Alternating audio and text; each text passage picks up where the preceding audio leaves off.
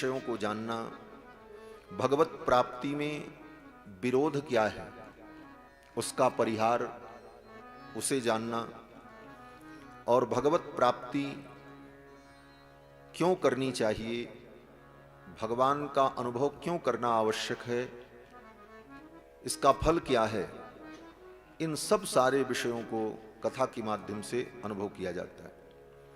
श्रीमद् भागवत महापुराण इन सारे विषयों का निरूपण करने वाला ग्रंथ है।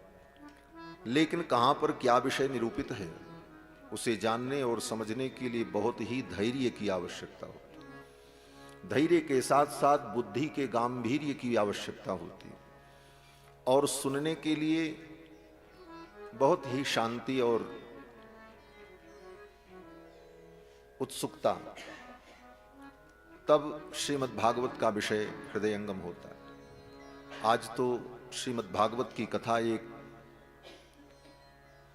केवल प्रोग्राम बनता चला जा रहा है, कार्यक्रम, जिसे श्रीमद् भागवत के महापुराण के प्रथम श्लोक का भी शुद्ध उच्चारण करना नहीं आता, वह व्यक्ति करोड़ों रुपए लेकर भागवत की कथा सुना रहा है।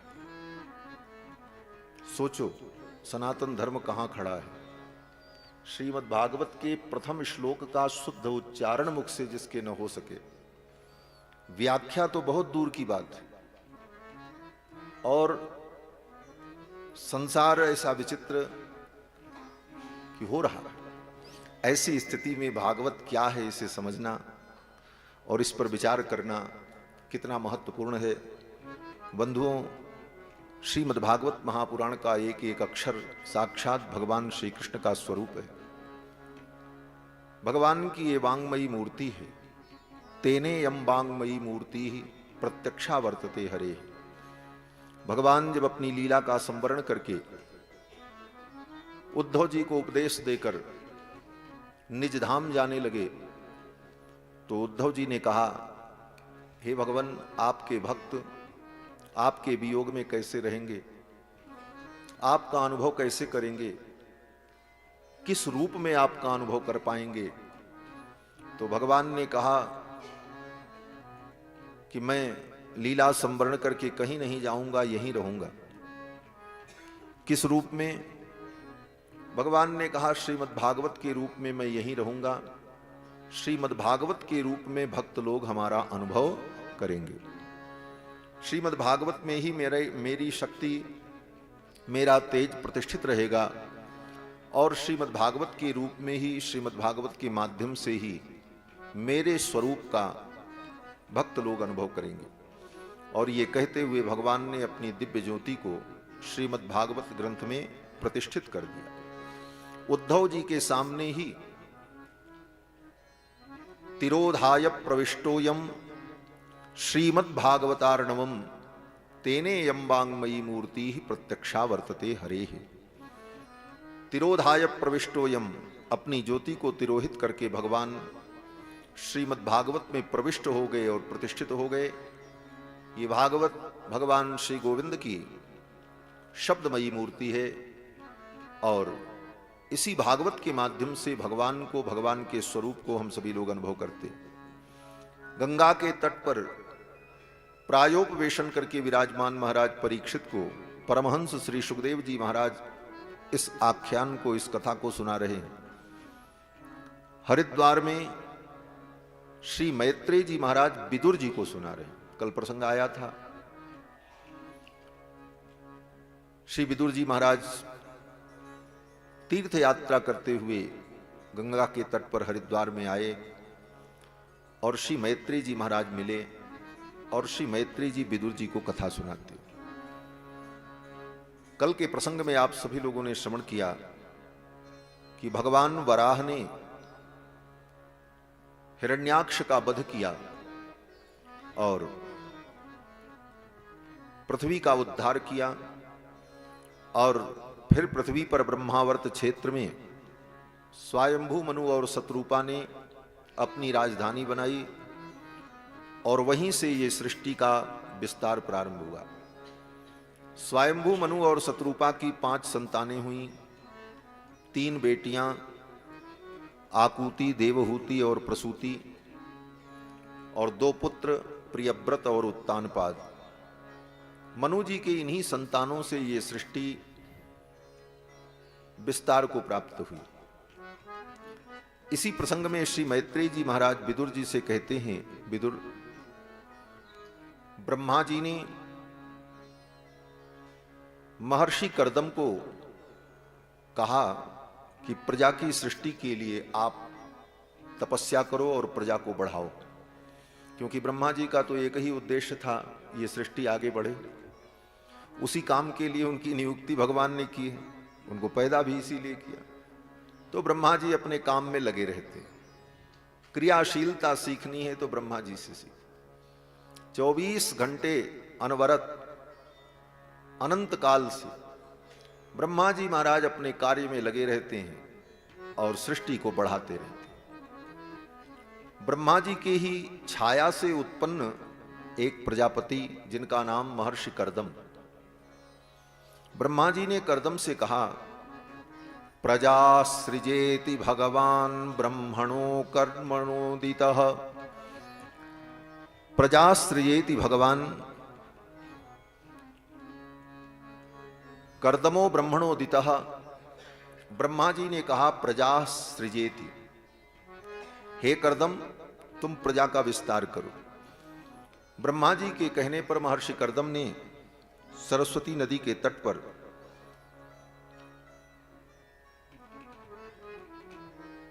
10,000 वर्ष तक तप किया। सरस्वत्याम तपस्तेपे सहस्राणाम समादश। सरस्वती नदी के तट पर महर्षि कर्दम ने 10,000 वर्ष तक तप किया और भगवान को प्रसन्न किया। भगवान जब प्रसन्न हुए और भगवान प्रकट हो गए, दर्शयामास तम छत्तः शाब्दम ब्रह्म दधद्वपुः। भगवान जब प्रकट हुए तो महर्षि कर्दम ने भगवान की स्तुति की, प्रार्थना की, और महर्षि कर्दम ने अपनी स्तुति में, प्रार्थना में कहा कि हे भगवान, मैं प्रजा का विस्तार करना चाहता हूं, आप कृपा करो, मेरा विवाह हो जाए और मैं प्रजा को उत्पन्न करके इस सृष्टि को आगे बढ़ाऊं। तथा सचाहम परिवोढुकामः समानशीलां गृहमेधधेनुम्। और मेरा विवाह ऐसा हो कि समानशीलाम, समान गुण धर्म वाली पत्नी से मेरा विवाह हो और मैं गृहस्थ धर्म का पालन करते हुए प्रजा का विस्तार कर सकूं। भगवान बड़े प्रसन्न हुए। भगवान ने कहा, मैं सब कुछ जानता हूं। विदित्वा तव चैत्यम में पुरैव समयोजितत्।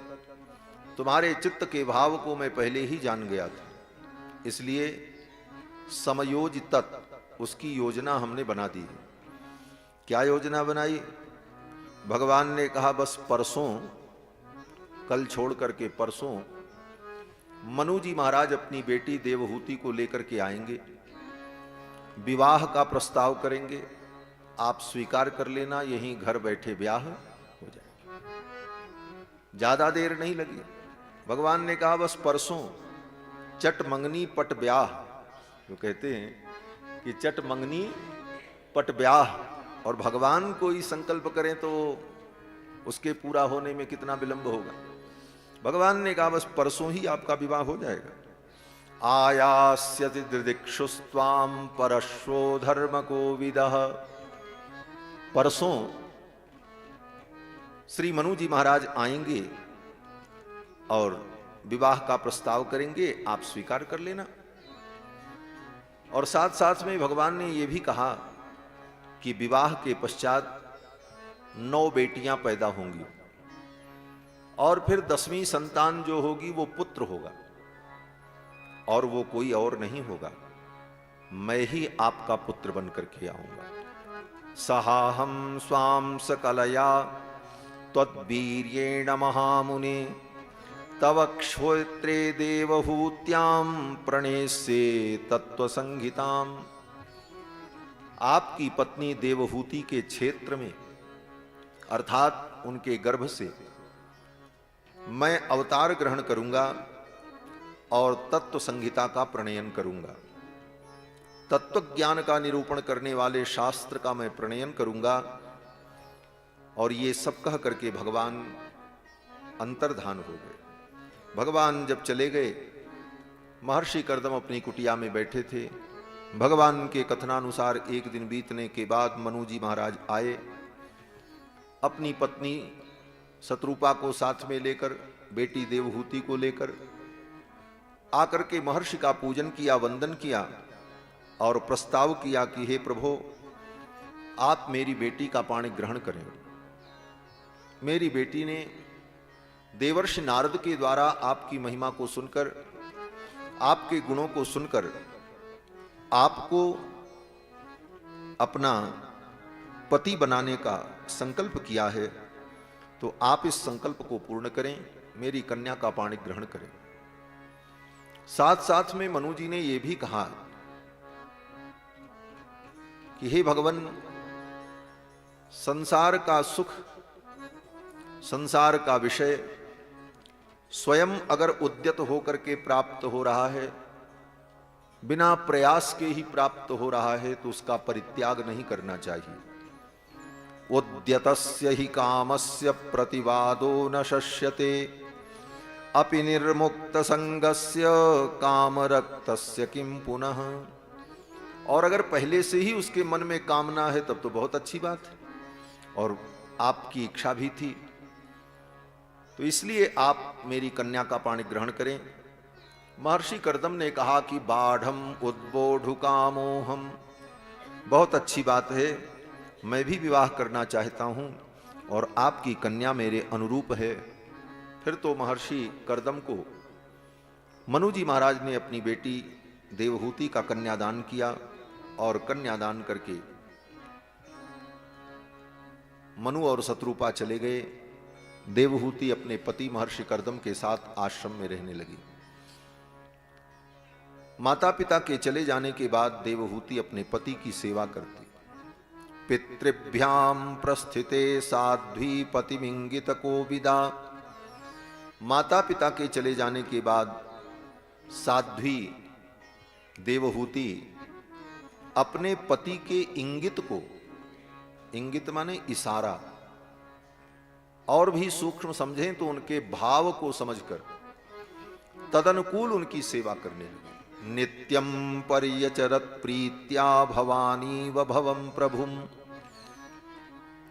जैसे भवानी भगवान शंकर की सेवा करती हैं, उसी प्रकार देवहूति अपने पति महर्षि कर्दम की सेवा करने लगी।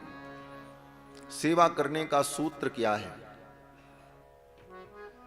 श्री मैत्रेय जी कहते हैं, सबसे पहले सेवक को अपने स्वामी की भावनाओं को और उसके मन को पढ़ने की आवश्यकता होती है। उसकी भावनाओं को, उसके मन को आप पढ़ लो, फिर सब सेवा हो जाए। और सेवा में कुछ गुण जो हैं अनिवार्य होते हैं।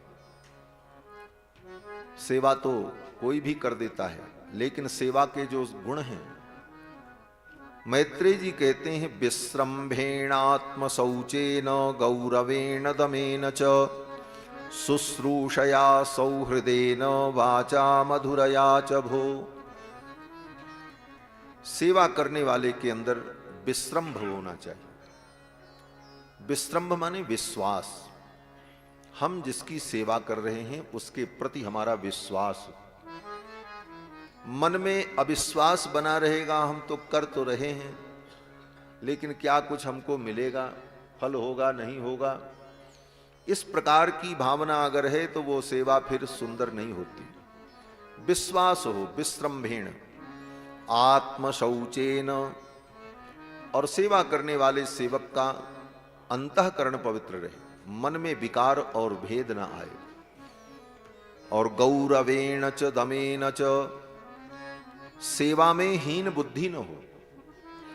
ये मन में भावना न आए कि हम सेवा कर रहे हैं, हम चाकरी कर रहे हैं, हम बहुत अच्छा काम कर रहे हैं, इसका गौरव होना चाहिए। हमको ये सेवा का सौभाग्य मिला है, यह गौरव बुद्धि होनी चाहिए। तब सेवा में रस पैदा होता है। गौरवेण दमेन च, और अपने इंद्रियों को और अपने शरीर को संयमित रखकर शुश्रूषया सौहृदेन, भावपूर्वक प्रेम पूर्वक सेवा करे, और साथ में वाचा मधुरया च भो, और सेवा करने वाली की वाणी भी मधुर हो। सेवा बहुत अच्छी करे, विश्वास से करे, श्रद्धा से करे, गौरव बुद्धि से करे, लेकिन वाणी में अगर रस नहीं है तो उसकी सब सेवा बेकार हो जाती। विसृज्य कामम दंभम च द्वेषम लोभमघम मदम अप्रमत्योद्यता नित्यम तेजीयाम समतोषयत। इस तरह से देवहूति सब प्रकार से अपने पति की सेवा करने लगी और उनको प्रसन्न कर दिया। तेजीयाम समतोषयत, परम तेजोमय महर्षि कर्दम को अपनी सेवा से प्रसन्न कर लिया। जो बड़े तेजस्वी और तपस्वी होते हैं उनको प्रसन्न करना बड़ा कठिन होता है, लेकिन देवहूति ने अपनी सेवा से उनको प्रसन्न कर लिया। महर्षि कर्दम प्रसन्न हुए और महर्षि कर्दम ने कहा, देवी तुम्हारी सेवा से मैं प्रसन्न हूं, वरदान मांगो, क्या चाहिए। देवहूति ने कहा, महाराज आप अगर वरदान देना चाहते हैं तो आप यही कृपा करिए कि मुझे संतान की प्राप्ति हो।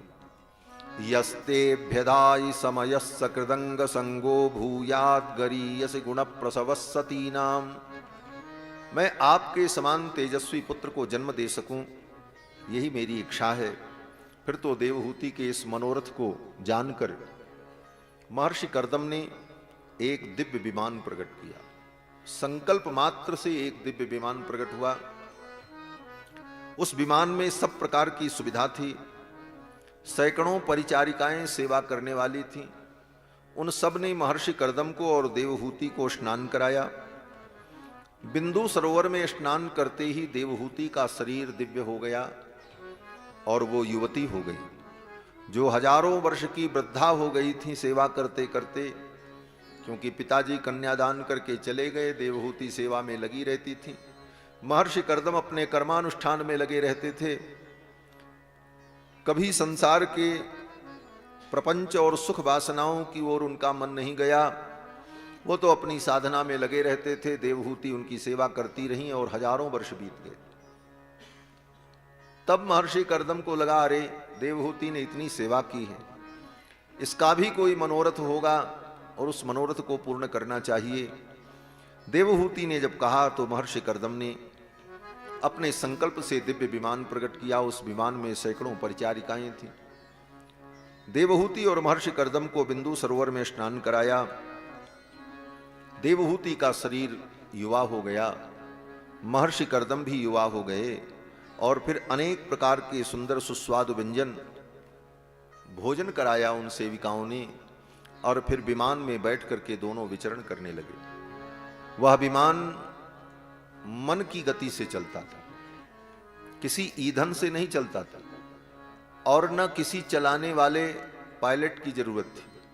बैठने वाले महर्षि कर्दम जैसा संकल्प करते उसी दिशा में वो चलता। ऐसा विलक्षण विमान था, और उसी विमान में बैठे बैठे 100 वर्षों तक महर्षि कर्दम ने भ्रमण किया। वो विमान कभी कहीं ब्रह्मांड में भ्रमण करता रहा, और उसी विमान में रहते हुए 100 वर्षों तक महर्षि कर्दम और देवहूति ने संसार के सुख का अनुभव किया। सतम व्यतीयु सरदः काम लालसयोर्मनात्, काम सुख की लालसा में 100 शरद ऋतुएं बीत गईं। शरद ऋतु वर्ष में एक ही बार आती। 100 शरद ऋतु का मतलब 100 वर्ष बीत गए। फिर समय आया और देवहूति ने 9 कन्याओं को जन्म दिया। 10वीं संतान के रूप में स्वयं भगवान देवहूति के गर्भ में आए। ये देखो, भगवान का अवतार होने जा रहा है। श्रीमद् भागवत महापुराण में प्रथम दिन से ही भगवान का अवतार प्रारंभ हो जाता। ये अवतार, ये अवतार, अनेक अवतारों की कथा है। देवहूति ने गर्भ धारण किया और स्वयं भगवान नारायण देवहूति के गर्भ में आए। तस्याम बहुतिथे काले भगवान मधुसूदनः कार्दमं वीर्यमापन्नो जग्नेऽग्निरिवदारुणी। महर्षि कर्दम के तेज का आश्रय ग्रहण करके भगवान मधुसूदन देवहूति के गर्भ में आए। 10 महीना व्यतीत होने पर देवहूति ने सुंदर पुत्र को जन्म दिया। भगवान कपिल का प्रादुर्भाव हुआ। बोलो श्री कपिल भगवान की जय। अवादयस्तदा व्योम्नि वादित्राणि घना घना। आकाश में देवताओं ने दुंदुभी बजाई, पुष्प की वर्षा की, कपिल भगवान की जय जयकार की और सभी देवताओं ने आकर के कपिल भगवान का दर्शन किया। उसी समय हंस पर बैठ करके श्री ब्रह्मा जी महाराज भी भगवान का दर्शन करने आए। हंसो हंसेन यानेन त्रिधाम परमं ययौ। ब्रह्मा जी महाराज भी भगवान का दर्शन करने आए, कपिल भगवान का दर्शन किया। उसी समय महर्षि कर्दम ने अपनी पत्नी देवहूति से कहा, देवी अब आप अपने पुत्र के साथ रहो और मैं तो तपस्या करने जा रहा हूं। देवहूति ने कहा, महाराज आप तो तपस्या करने जाओगे, ये 9 बेटियां हैं, इनका ब्याह कौन करेगा। महर्षि कर्दम ने सोचा अब 9 बेटी का ब्याह करते करते कितने वर्ष बीत जाएंगे, तो हम तपस्या कब करेंगे। मन में विचार कर ही रहे थे, तब तक ब्रह्मा जी ने कहा, कर्दम चिंता मत करो, ये मेरे साथ जो महर्षि लोग आए हैं इन्हीं के साथ अपनी एक एक बेटी का विवाह कर दो। ब्रह्मा जी के साथ मरीच, अत्रि, अंगिरा, पुलस्त, पुलह, क्रतु, भृगु, वशिष्ठ, अथर्वण, ये महर्षि जो ब्रह्मा के पुत्र हैं ये सब साथ में आए थे। ब्रह्मा जी ने कहा इन्हीं के साथ अपनी बेटी का ब्याह कर दो। एक एक के साथ एक एक बेटी का ब्याह कर दिया, कन्यादान कर दिया। इन्हीं कन्याओं से जो वंश आगे बढ़ा उन्हीं से ब्राह्मणों की उत्पत्ति हुई। ये जितने ब्राह्मण हैं ये मरीचि, अत्रि, अंगिरा, पुलस्त, पुलह, क्रतु, भृगु, वशिष्ठ, अथर्वण, इन्हीं महर्षियों की संतानों के वंश हैं। फिर तो श्री ब्रह्मा जी महाराज और सभी देवता भगवान की स्तुति करके चले गए। महर्षि कर्दम ने भी अपने पुत्र की परिक्रमा की। दक्षिणीकृत्य तं प्रीतो वनमेव जगामः। अपने पुत्र की परिक्रमा करके, भगवान कपिल की परिक्रमा करके महर्षि कर्दम वनमेव जगामः, तपस्या करने के लिए चले गए। अपने कर्तव्य को पूर्ण कर लिया और तप करने के लिए चले गए। इधर देवहूति अपने पुत्र कपिल के साथ आश्रम में रहने लगी। जाते जाते महर्षि कर्दम ने कहा था, देवहूति तुमको भी परम कल्याण की प्राप्ति होगी, समय आएगा। देवहूति ने पूछा कैसे, तो महर्षि कर्दम ने कहा था कि ये तुम्हारा पुत्र जो है ये साक्षात भगवान है, इसी के उपदेश से तुम्हारा भी कल्याण हो जाएगा, कहीं जाने की जरूरत नहीं पड़ेगी। देवहूति अपने पति के इन वचनों में विश्वास करके अपने पुत्र के साथ रहती थी। एक दिन वह समय आया, भगवान कपिल प्रसन्न मुद्रा में विराजमान थे। देवहूति ने देखा और देवहूति ने कपिल भगवान के चरणों में जाकर प्रणाम किया, अपने पुत्र को ही प्रणाम किया, क्योंकि भगवान है। देवहूति जानती हैं ये पुत्र तो हैं लेकिन हैं भगवान। जैसे मां कौशल्या अपने ही पुत्र को प्रणाम करती हैं, करद्वय कर जोरी अस्तुति तोरी कह विधि करहूं अनंता। तो देवहूति ने भी अपने पुत्र कपिल के चरणों में प्रणाम किया और कहा कि तम त्वागताहं शरणं शरण्यं स्वभृत्य संसार तरो कुठारम जिज्ञासयाहं प्रकृते पुरुषस्य नमामि सद्धर्म विदाम वरिष्ठम। हे भगवान, सद्धर्म को जानने वालों में आप सर्वश्रेष्ठ हैं। ज्ञानियों में आप सर्वश्रेष्ठ हैं, मैं आपकी शरणागति कर रही हूं। हे भगवान, आप अपने भक्तों के संसार रूपी वृक्ष को, जंगल को काटने वाले कुठार हैं। स्वभृत्य संसार तरोह कुठारम। एक ही बात को समझाने के लिए विभिन्न प्रकार से और विभिन्न रूपक के द्वारा शास्त्र में समझाया जाता है। ये संसार को भवसागर भी कहा जाता है। वहां समझाने की दृष्टि से कहते हैं संसार सागर है। क्यों? बोले सागर में बड़ी गहराई होती है, डूब जाओ तो पता ही नहीं चलेगा कहां गए। सागर में बड़े बड़े जीव होते हैं जो एक दूसरे को खा जाते हैं। इस संसार में भी एक से एक लोग हैं, कौन किसको क्या कर डाले कुछ पता नहीं।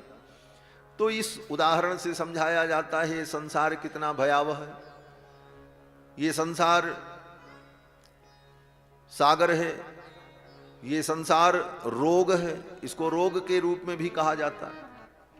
ये संसार ऐसा रोग है जो रोग जल्दी छूटता नहीं है, बहुत ही धैर्य से धीरे धीरे धीरे धीरे भक्ति ज्ञान वैराग्य की औषधि का सेवन करता रहे तब ये संसार रोग छूटे। तो संसार को रोग के रूप में, समुद्र के रूप में, जंगल के रूप में, वृक्ष के रूप में कहकर इसकी हेयता का और इससे विरत होने का उपदेश शास्त्र देता है। देवहूति कहती स्वभृत्य संसार तरो कुठारम। ये संसार वो घनघोर जंगल है और ऐसे जंगल को काटने वाले आप कुठार हैं, कुल्हाड़ी हैं। मैं आपसे जिज्ञासा करती हूं प्रकृति और पुरुष का भेद क्या है, ये आप कृपा करके बताओ। सांख्य सिद्धांत में प्रकृति और पुरुष का भेद जाना जाता है। प्रकृति बोले जो देख रहे हैं माया, ये प्रकृति है, और पुरुष, पुरुष माने जीव। इन दोनों के एक हो जाने से ही सृष्टि हो रही है। प्रकृति और पुरुष मिलते हैं तब सृष्टि होती है, यही नियम है। बीज पुरुष है और धरती प्रकृति है। प्रकृति और पुरुष का जो संयोग है यही सृष्टि को बढ़ाता है। देवहूति ने कहा प्रकृति और पुरुष का भेद है, इस भेद को आप समझाओ। और प्रकृति से जो पुरुष जुड़ा हुआ है, यह पुरुष अपने स्वरूप को और प्रकृति के स्वरूप को ठीक ठीक जान ले तो स्वयं वो प्रकृति से अलग हो जाता है। यही प्रकृति पुरुष का विवेक है। सांख्य शास्त्र में कहा गया है कि ये प्रकृति जो माया है ये कैसे छूटे, बोले ये पुरुष उस माया को ठीक ठीक जान ले। प्रकृति का ठीक ठीक परिज्ञान कर लेने पर, समझ लेने पर ये प्रकृति स्वयं लज्जित होकर उसे छोड़ देती है। इस भेद को आप कृपा करके बताओ। मां देवहूति के पूछने पर कपिल भगवान ने अपनी मां को उपदेश किया है। इसका नाम कपिलोपाख्यान है। कई अध्याय में कपिल भगवान ने अपनी मां को बड़ा सुंदर उपदेश दिया है। और इस उपदेश में सर्वप्रथम कपिल भगवान ने अपनी मां को आध्यात्मिक योग की महिमा बताई। योग आध्यात्मिक पुंसाम मतो निश्रेयसाय में अत्यंतोपरतिर्यत्र दुःखस्य च सुखस्य च। भगवान कपिल ने कहा मां, आध्यात्मिक योग व्यक्ति को निश्रेयस की प्राप्ति कराता है और आध्यात्मिक योग हो जाने पर दुख और सुख की आत्यंतिक निवृत्ति हो जाती है। आध्यात्मिक योग को प्राप्त करने के लिए क्या करना चाहिए, केवल सूत्र रूप में हम बता रहे हैं। कपिल भगवान कहते हैं पहला काम करना चाहिए कि उसे सत्संग करना चाहिए। पहली सीढ़ी क्या है? सत्संग। सत्संग अगर वो करता रहे तो सएव साधु सुकृतो मोक्ष द्वारम अपावृतम। संतों का संग करने पर, सत्संग करने पर मोक्ष का द्वार खुल जाता है और उसे कल्याण का मार्ग प्राप्त हो जाता है। प्रश्न हुआ साधु कौन, कैसे साधु का, कैसे संत का संग करें? तो कपिल भगवान ने कहा तितिक्षवक कारुणिकाः सुहृदः सर्वदेहिनाम अजात शत्रवः शांताः साधवः साधुभूषणा। जिसके जीवन में तितिक्षा हो, जिसके अंदर करुणा हो और जो सबका सुहृद हो, जो अजात शत्रु हो, ऐसे जो संत हैं उन संतों का संग मिल जाए तो मोक्ष का द्वार खुल जाता है। मोक्ष द्वारम अपावृतम। और ऐसे संत मिलते हैं तो वो भगवत प्रेम प्रदान करते हैं। भगवत प्रेम की प्राप्ति जो है इसी का नाम भक्ति है और उस भक्ति से भगवान प्रसन्न होते हैं। कपिल भगवान कहते हैं हे मां, अब मैं आपको तत्व का निरूपण सुनाता हूं। तत्व के निरूपण के प्रसंग में प्रकृति के जो भेद हैं उनको कपिल भगवान ने बताया है। प्रकृति के जो भेद हैं, क्या भेद है? कहते हैं 24 तत्वात्मिका ये प्रकृति है, 24 तत्व से युक्त ये प्रकृति। कौन कौन? बोले पंचभिर ब्रह्म चतुर्भिर्दशभिस्तता एतच्चतुर्विंशतिकं गणं प्राधानिकं विदुः। पंचभी, पंचभी माने 5 तत्व, पृथ्वी जल तेज वायु आकाश। फिर उस 5 तत्व से उत्पन्न होने वाली 5 तन्मात्राएं, रूप, रस, गंध, स्पर्श और शब्द।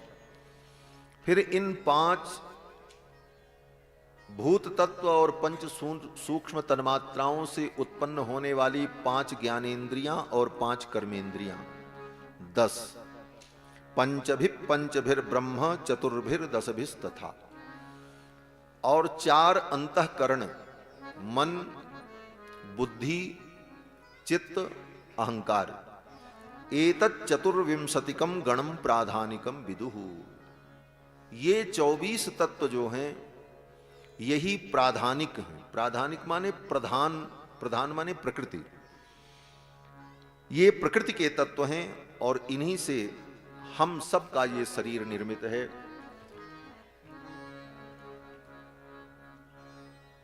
चौबीस तत्व से निर्मित ये जो शरीर है ये प्रकृति है और इसके अंदर जो चेतना है वही पुरुष है। यही प्रकृति पुरुष का भेद है।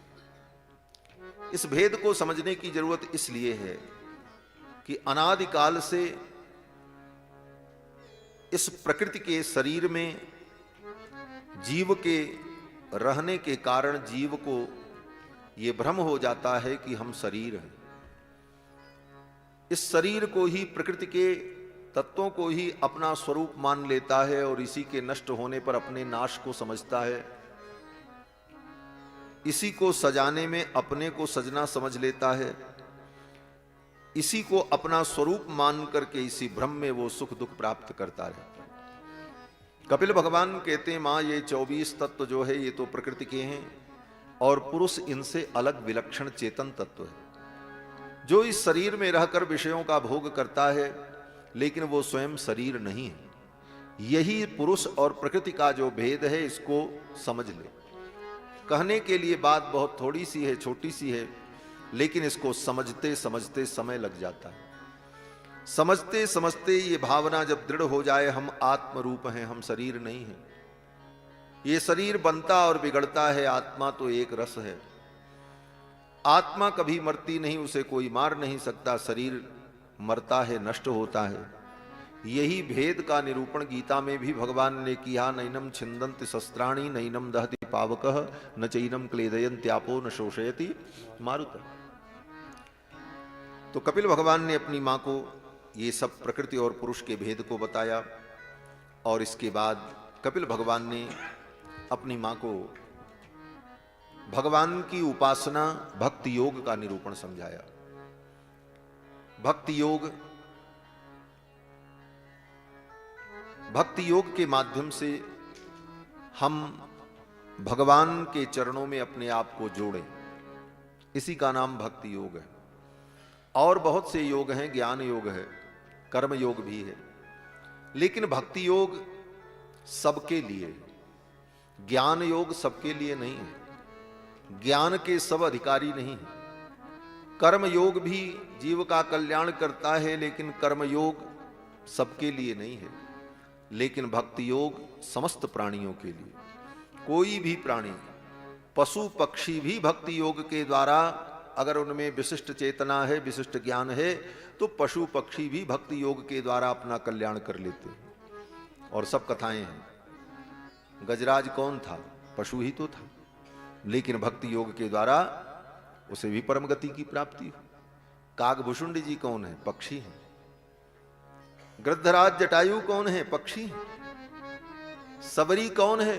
बोले सबरी दीनहीना और साधारण एक अनपढ़ स्त्री जो कभी विद्यालय भी नहीं गई, केवल सेवा करती रही बेचारी ऋषि मुनि महात्माओं की, और भक्ति योग के द्वारा उसका भी परम कल्याण हो। तो भक्ति योग समस्त प्राणियों के लिए, कोई भी प्राणी भक्ति योग का आश्रय लेकर कल्याण को प्राप्त कर सकता है। इसलिए कपिल भगवान ने अपनी मां को भक्ति योग का उपदेश किया। भक्ति योग करने के लिए क्या करना पड़ता है? कपिल भगवान कहते हैं, पहले तो यथाशक्ति अपने स्वधर्म का पालन करना चाहिए। जो हमारा स्वधर्म है, हमारा कर्तव्य है, हमारी जिम्मेदारी है, हमारा दायित्व है, हम उसका यथाशक्ति निर्वाह करते रहें। और साथ साथ में विधर्म का त्याग करके प्रारब्ध से जो प्राप्त है उसमें संतुष्ट रहें। हाय हाय हमारे जीवन में न हो। दैवाल लब्धे न संतोष आत्मविचरणार्चनम ग्राम्य धर्म निवृत्तिश्च मोक्ष धर्म रतिस्तथा। संसार के बहुत सारे धर्म कर्मों में न लगकर जो मोक्ष का निरूपण करने वाला धर्म है, ऐसे धर्म के कार्यों में प्रवृत्त होना चाहिए। और सीमित भोजन करते हुए, पवित्र भोजन करते हुए एकांत वास करना चाहिए। मित मेध्यादनम सस्वत विविक्त क्षेम सेवनम। भोजन पवित्र हो और सीमित हो, तब भक्ति योग होता है। भोजन की पवित्रता पर अगर विचार नहीं किया तो भक्ति योग भी सफल नहीं होता। इन बातों को आज व्यक्ति मानने को तैयार नहीं है। उसे लगता है महाराज सब खाना पीना लोग छुड़वा देंगे। आज एक सज्जन कह रहे थे, बात हमारे कानों तक आई, कि एक बड़े अच्छे धर्मोपदेशक के पास वो गए, हमारा परिचय दिया कि हम उनके शिष्य हैं। तो उन्होंने प्रसाद दिया खाने के लिए। बोले क्या? बोले झाल मुड़ी और उसमें प्याज पड़ा हुआ था। अब सोचो, जहां उपदेशक ही आहार अशुद्ध कर रहा है। आज ही हमको किसी ने कहा था, बोले महाराज झाल मुड़ी प्रसाद दिया और उसमें प्याज पड़ा हुआ। तो कहने का तात्पर्य कि जब तक आहार की शुद्धि नहीं होगी तब तक विवेक की उत्पत्ति नहीं हो सकती। आहार शुद्धौ सत्व शुद्धि ही सत्व शुद्धौ ध्रुवा स्मृति, और स्मृति लंबे सर्व ग्रंथी नाम विप्रमोक्षः।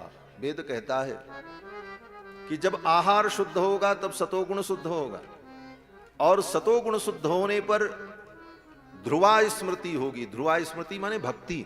भक्ति को ही उपनिषद में ध्रुवा स्मृति कहा।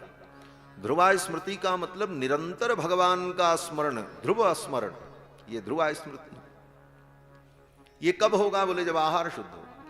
इसीलिए कपिल भगवान कहते हैं कि मितमेध्यादनम सर्वस मितमेध्यादनम सस्वत विविक्त क्षेम सेवनम। मितमेध्यादनम, सीमित और पवित्र आहार करो, और अधिक से अधिक एकांत में रहने का प्रयास करो। एकांतिक जीवन जब होता है तभी विचार होता है। हजारों लोग के बीच में आप हमेशा रहेंगे तो उनकी बात पर भी ध्यान जाएगा, उनकी बात पर भी ध्यान जाएगा, वो क्या कर रहे हैं उधर भी थोड़ा मन खींचेगा। तो आप कब विचार करोगे? विचार करने के लिए अकेले रहना बहुत अच्छा होता है।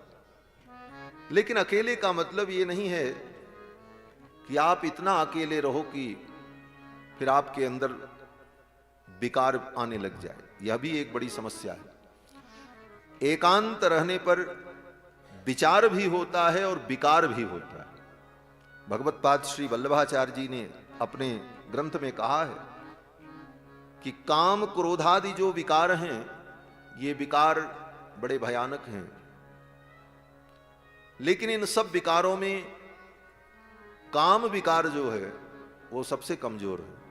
वो केवल एकांत में प्रभाव देता है।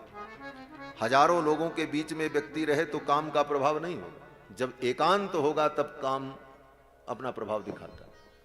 क्रोध, बोले क्रोध लोगों के बीच में आ जाता, अकेले क्रोध नहीं आता। अकेले रहो तो क्या क्रोध आएगा, जब लोगों के बीच में रहोगे तब क्रोध आएगा। काम की गति एकांत में, क्रोध की गति लोगों के बीच में। काम क्रोध, लोभ, बोले लोभ मरते दम तक नहीं छूटता, पूरे जीवन रहता। मोह, बोले मोह तो मरने के बाद भी मोह जो है उसको बंधन में डाल देता है, फिर उसी वंश में वो दोबारा पैदा होता है नाती पोता बनकर के। तो काम क्रोध लोभ मोह, ये जो विकार हैं, इनकी गति उत्तरोत्तर बड़ी कठिन है। इसमें काम की गति जो है वह थोड़ी कम है, वह एकांतिक है। इस दृष्टिकोण से श्री वल्लभाचार्य जी कहते हैं एकांत वासो न युज्यते। वल्लभाचार्य जी कहते हैं बहुत एकांत भी नहीं रहना चाहिए। सदा एकांत में रहने का अगर प्रयत्न करोगे तो काम विकार भी अपना प्रभाव दिखा सकता है। इसलिए समय समय पर एकांतवास करते हुए तत्व का चिंतन करना चाहिए और एकांत में ही भगवत तत्व का विचार करना चाहिए। सस्वत विविक्त क्षेम सेवनम, अहिंसा सत्यमस्तेय ब्रह्मचर्य परिग्रह। अहिंसा, अहिंसा व्रत का पालन करना चाहिए। अहिंसा का मतलब हम कोई ऐसा कार्य न करें जिस कार्य से किसी को दुख हो, बस अहिंसा का यही मतलब है। और सत्य का पालन करें, किसी की वस्तु को बिना उसकी अनुमति के हम उसका उपयोग उपभोग न करें। अगर किसी की वस्तु का हम उसकी इच्छा के विपरीत अथवा अपनी स्वेच्छा से उपभोग उपयोग करते हैं तो यही चोरी कहलाती है, इसी को चोरी कहा जाता है। इन सारे नियमों का पालन करते हुए नित्य प्रति भगवान की पूजा करें, भगवान के सगुण साकार रूप की पूजा करें और एकांत में बैठकर शुचौ देशे प्रतिष्ठाप्य विजितासन आसनम और भगवान के स्वरूप का ध्यान करें। भगवान के पीतांबर लिपटा हुआ है, उस पीतांबर पर करधनी लगी हुई है। पीतांबर के ऊपर से भगवान ने कांची को धारण कर रखा है। कांची की क्षुद्र घंटिकाओं से सामवेद के मंत्र प्रकट हो रहे हैं। भगवान के सुंदर कटि भाग का ध्यान करना चाहिए। फिर भगवान के नाभि का ध्यान करना चाहिए। भगवान की नाभि का चिंतन करना चाहिए। नाभि ह्रदम भुवन कोश गुहोदरस्थम यत्रात्म योनिधिषणाखिल लोक पद्मम। भगवान के नाभि का चिंतन करते हुए विचार करना चाहिए, यही वो नाभि है जो ब्रह्मा की उत्पत्ति का स्थान है।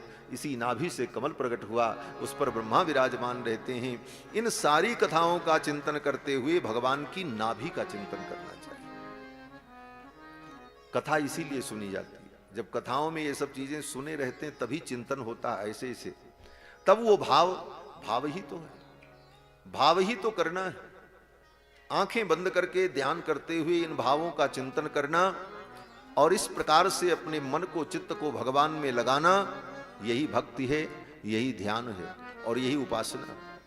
भगवान के नाभि का ध्यान करना चाहिए और फिर भगवान के विशाल भुजाओं का ध्यान करना चाहिए। फिर भगवान के वक्षस्थल का ध्यान करना चाहिए।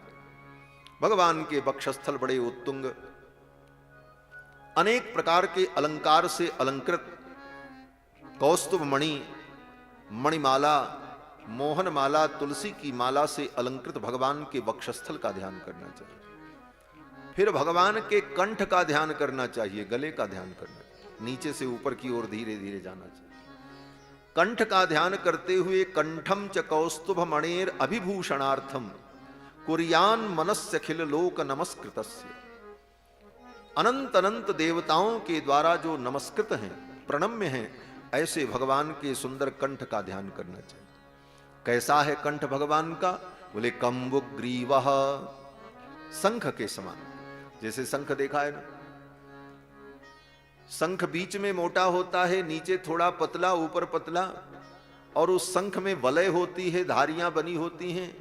उसी प्रकार भगवान का कंठ शंख के समान है और उसमें वलय पड़ी हुई है, धारियां पड़ी हुई हैं। ऐसा विचार करते हुए कंठम च कौस्तुभ मणेर अभिभूषणार्थ, और उसी कंठ में कौस्तुभ मणि बंधा हुआ है।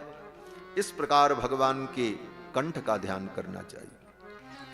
और फिर भगवान के कर कमल में विराजमान जो शंख चक्र आयुध हैं, उन आयुधों का ध्यान करना चाहिए। भगवान की भुजा में जो गदा है, उस गदा का चिंतन करना चाहिए। कौमोदकीम भगवतो दयिताम स्मरेत। कौमोदकीम, भगवान के हाथ में जो कौमोद की गदा है, भगवान के जो आयुध हैं उनके अलग अलग नाम हैं। भगवान की भुजा में जो शंख है उसका नाम है पाण्य। भगवान की भुजा में जो चक्र है उसका नाम है सुदर्शन। भगवान की भुजा में जो गदा रहती है उस गदा का नाम है कौमोदकी। और भगवान का जो खड्ग है, तलवार, उसका नाम है नंदक। और भगवान की भुजा में जो धनुष है उसका नाम है शारंग। तो ये 5 आयुध जो भगवान के हैं, इन आयुधों को भगवान धारण किए हुए हैं। इन आयुधों का भी चिंतन करना चाहिए। हमारे यहां तो इन आयुधों की भी स्तुति होती है। एक स्तोत्र है, उसका नाम है पंचायुध स्तोत्र। उनमें 5 आयुधों की अलग अलग स्तुति की जाती है। स्फुरत सहस्त्रार शिखाति तीव्रम सुदर्शनम भास्कर कोटि तुल्यम सुरद्विषाम प्राण विनाश विष्णु चक्रम सदा हम शरणम प्रपद्ये। चक्र की स्तुति, शंख की स्तुति, गदा की स्तुति, पद्म की स्तुति। तो भगवान के हाथ में जो कौमोद की गदा है उसका चिंतन करना चाहिए। कौमोद कीम दैत्य कुलैक हंत्रीम। ये कौमोद की कैसी है? बोले भगवान की ये जो गदा है, बड़े बड़े दैत्यों के कुल का संहार कर देने वाली गदा, उस गदा का चिंतन करना चाहिए। और फिर माला मधुव्रत वरूथ गिरोपघुष्टाम चैत्यस्य तत्वममलम मणिमस्य कंठे। भगवान के गले में जो माला है उस मणिमाला का चिंतन करना चाहिए। फिर भगवान के चिबुक का चिंतन करना चाहिए। ये जो मुख का भाग है इसको चिबुक कहते हैं। चिबुक पर सुंदर हीरा की मणि लगी हुई है और भगवान के मुखारविंद के स्वेद बिंदु, पसीना के कण आकर के उस हीरे के मणि के अगल बगल टिके हुए हैं और वो चमक रहे हैं। ऐसे भगवान के चिबुक मणि का ध्यान करना चाहिए। और फिर भगवान के अधरों का चिंतन करना चाहिए। भगवान के अधर कैसे हैं? बोले भगवान के दोनों ओठ अत्यंत अरुण, बिंबा फल की लालिमा को भी लज्जित करने वाले, जिन अधरों की अरुणिमा को देखकर बड़ी बड़ी सती सावित्री स्त्रियां भी अपने चरित्र से विचलित हो जाएं, ऐसे भगवान के सुमधुर अधर। यही तो कृष्ण के अधर की विशेषता। वेदव्यास जी कहते हैं कि आर्य पथंच हित्वा भेजुर मुकुंद पदवीम श्रुतिभिर्विज्ञान। भगवान के उन सुमधुर अधरों को देख करके देवांगनाएं, देव बधूटियां भी अपने चरित्र से विचलित हो जाएं, ऐसे भगवान के सुमधुर अधर, भगवान की सुंदर दंत पंक्ति, भगवान के सुचिक्कन सुंदर कपोल। और इस प्रकार भगवान के एक एक अंगों का ध्यान करते हुए, नासिका का ध्यान करते हुए, आंखों का ध्यान करते हुए। आंख कैसी है भगवान की? बोले नासिका के मूल से लेकर के कान के मूल पर्यंत विशाल लोलेक्षण नेत्र, बिना कज्जल के ही जो काले हैं। और कैसे हैं? बोले नौका के आकार, जैसे नाव होती है, नाव एक तरफ पतली और इधर पतली और बीच में चौड़ी होती है, जैसे नावका है ऐसी भगवान की आंख है। मोहन नैना आपके नौका के आकार, और जो जन यामे चढ़ गए सो जन है गए पार। भगवान के नेत्र नावका के समान हैं, और उस नावका में जो बैठ गया, ठाकुर के नेत्रों में जो चढ़ गया, फिर वो संसार सागर से पार हो जाता है। इस तरह विभिन्न प्रकार से भगवान के तत्त अंगों का ध्यान करना चाहिए। भगवान के सुंदर मस्तक का ध्यान, अलकावली मुकुट किरीट का ध्यान करना चाहिए, और फिर मुस्कुराते हुए भगवान के स्वरूप का दर्शन करना चाहिए। भगवान की हास जो है, मुस्कुराहट जो है, वो जीव के जन्म जन्म के ताप पाप को दूर कर देती है। कपिल भगवान कहते हैं, हासम हरे रमनता खिल लोक तीव्र शोकाश्रु सागर विशोषण मत्युदारम। भगवान की जो हंसी है वो जीव के जन्म जन्मांतर के सारे पाप ताप को मिटा देती है। ऐसे मुस्कुराते हुए भगवान के स्वरूप का ध्यान करना चाहिए, और ध्यान करते हुए फिर ऊपर तक जाकर, किरीट मुकुट तक जाकर, फिर धीरे धीरे उन्हीं अंगों का ध्यान करते हुए, एक एक अंगों का ध्यान करते हुए अवरोह क्रम से आकर के फिर अंत में भगवान के चरणों का ध्यान करके वहीं पर अपने मन को समर्पित कर देना चाहिए। ये ध्यान का स्वरूप। खाली आंख बंद कर लेने से ध्यान नहीं होता। आंख बंद कर लिए, बोले क्या करें, बोले ध्यान कर रहे। आंख बंद कर लिए तो ध्यान होगा।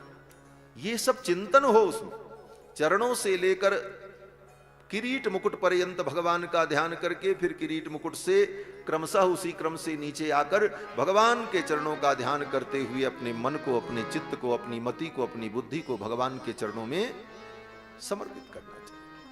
इस प्रकार नित्य ध्यान का अभ्यास करना चाहिए। कपिल भगवान कहते हैं, मां, ये संसार कर्मों का ही परिणाम है। कर्मों के कारण ही जीव भिन्न भिन्न जोनियों में भ्रमण करता है, और अपने कर्मों के परिणाम स्वरूप जब ये जीव मानव जोनि में आता है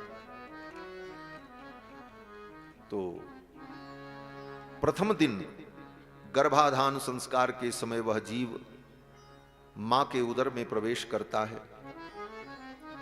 10 दिन में वो कलल होता है, 1 महीने में वो अंडे के बराबर हो जाता है। धीरे धीरे उसके एक एक अंगों का निर्माण होता है। 9-10 महीने में जब वो उसके शरीर का निर्माण हो जाता है, फिर गर्भ के अंदर जो वायु है, 60 नाम की वायु, उस 60 नाम की वायु के प्रेशर से वो बाहर आता है, और वो वायु बड़ी खतरनाक है। वही वायु जीव को गर्भ से बाहर निकालती है, और उसका एक साइड इफेक्ट हो जाता है। जैसे कोई दवा एक रोग तो ठीक करती है, लेकिन दूसरी समस्या पैदा कर देती है। वो 60 नाम की वायु जीव को गर्भ से बाहर तो करती है, लेकिन उस वायु का एक जो दुष्परिणाम होता है कि उस जीव का ज्ञान नष्ट हो जाता है।